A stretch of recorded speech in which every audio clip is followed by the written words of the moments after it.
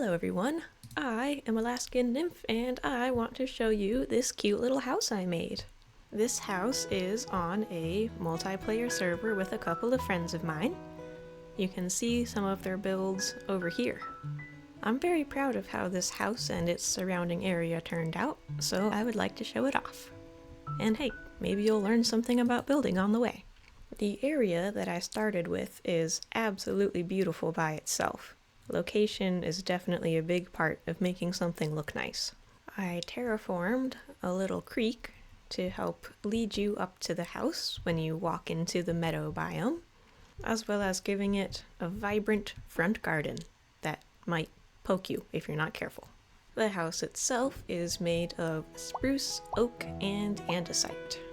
I'm not totally sure why I decided to do the slanted roof like this, but I think it turned out really nice. It's not a large house by any means, definitely properly fits the definition of a starter house, but with enough decoration and dedication to the craft, you can make anything look very pretty.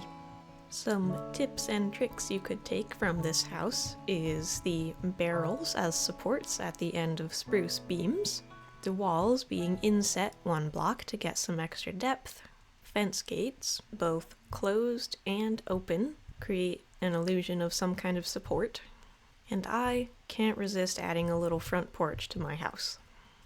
It's yet another space to decorate, which is my favorite activity.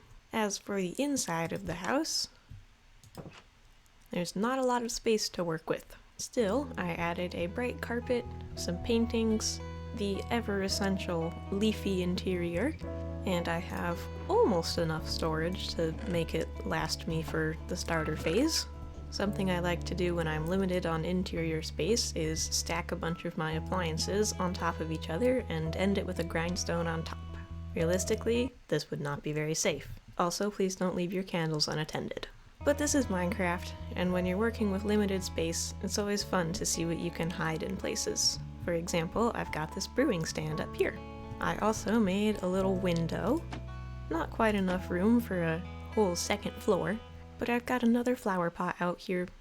Here's a tip for survival players who play like I do and decide that everything must be beautiful. When you are decorating, make sure to leave a block that you can stand on next to your bed. This means that you will be able to respawn in your house instead of at world spawn. Even carpet and ladders will obstruct the respawn point at your bed. I would like to point out this decorative detail at the front of the house. You can make hanging flower pots from chains, and if you have a plant in them that's tall enough, it looks like the flower pot is being held up. Around the outside of the house, I got to use some banners for decoration. I used to have a flock of sheep on the top of that hill that just roamed free, but then they all got eaten by wolves. This is one of the culprits, and now he lives over here. You ate my sheep. Why did you do that? Around the back of the house, I've used more banners, as well as some buttons and open fence gates as support. The last side of the house, which is the tallest one, the one with the most flat surfaces, so the most difficult to decorate, has an attempt at a trellis. Obviously, this would look better if we were playing with mods where vines had flowers and such, but it looks alright as is. And of course you can see the little flower pot that you can tend from the window. I've definitely packed detail into every bit of this place.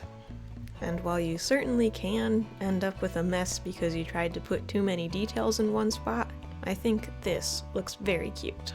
And of course, the surrounding area really does help bring it all together.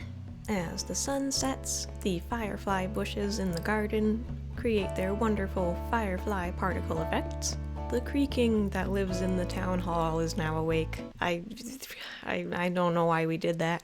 I am going to sleep before all of the monsters spawn, and I hope you enjoyed this little house tour. Goodbye!